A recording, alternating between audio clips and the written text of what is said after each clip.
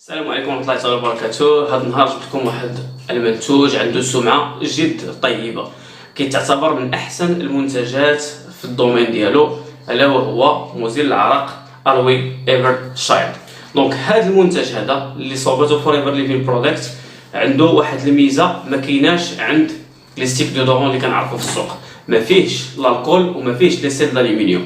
الكول شنو كيدير؟ كيحرق لنا يعني الاماكن اللي كنقيسوه بها، هو تيقتل البكتيريا ولكن او ميم طون تيحرق لنا الجلد. كذلك المشكل اللي غنهضر عليه الثاني هو لي سيل دالومنيوم. شنو هاد الاملاح الالومنيوم؟ هما واحد الاملاح تلقاوهم في لي ستيك ديودورون اللي كاينين اغلبيه في السوق. وشنو الدور ديالهم؟ كيسدوا المسام. علاش نسدوا المسام؟ باش ما يخرجش العرق، باش ما يعطيناش الريحه. وهذا غلط. علاش؟ لان الله سبحانه وتعالى خلق لنا ديك المسام باش نتنفسوا منهم. الا سديناهم وخلينا العرق اليوم وغدا وبعدو تعطينا اعراض جانبيه. هادشي باش كنلقاو الناس كيوليو عندهم حكه ولا حمرار ولا الله يستر كيوليو ولاسس. ويعني ومؤخرا كشفت دراسات ان السرطانات كتجي نتيجه عن هذا التصرف الخاطئ.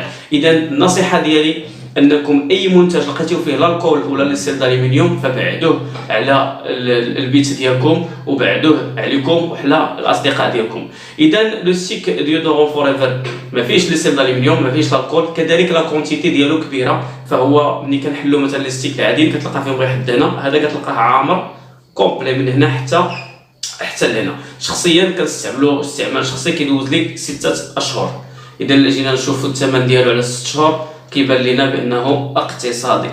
حاجه اخرى عنده مميزات اخرى. انا شخصيا كان عندي مشكل ديال الحساسيه ديال الجلد، فمن بعد الحسانه كنت كندهنو على البشره ديالي باش الصغبه كتشد بلاصتها الحسانه الجايه وما كنلقاش مشاكل مع الحساسيه ديال البشره.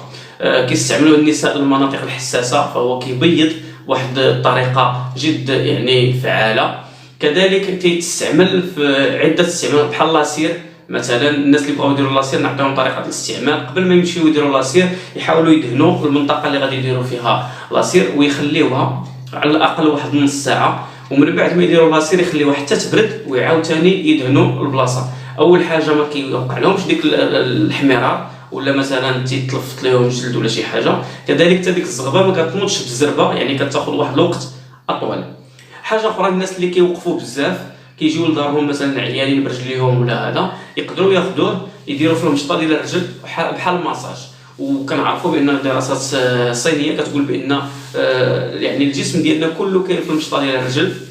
هنا ملي كنستعمل الستيك تنقطع طريف منه وتنديرو في المشطه ديال الرجل بحال هكا، تنخلي رجليا واحد شويه كيبداو يتعرقوا، من بعد كنحس بالركابي ديالي خفافو.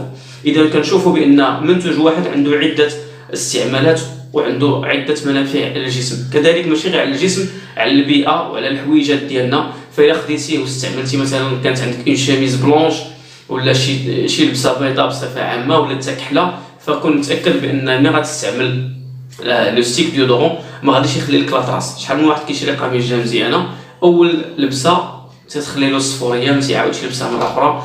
انا شخصيا كنت الا لبست اون شيميز ما خصنيش نعاود نلبسها مره اخرى. دابا لا، يمكن لي نلبسها غير ما نطبعهاش ونستعمل اروي ايفر شاين. اذا نتمنى هاد النصائح تكون وصلات وتعرفوا القيمه ديال هذا المنتج باش تنصحوا به راسكم والناس المحيطين بكم. شكرا على حسن التتبع ديالكم، والسلام عليكم ورحمه الله تعالى وبركاته.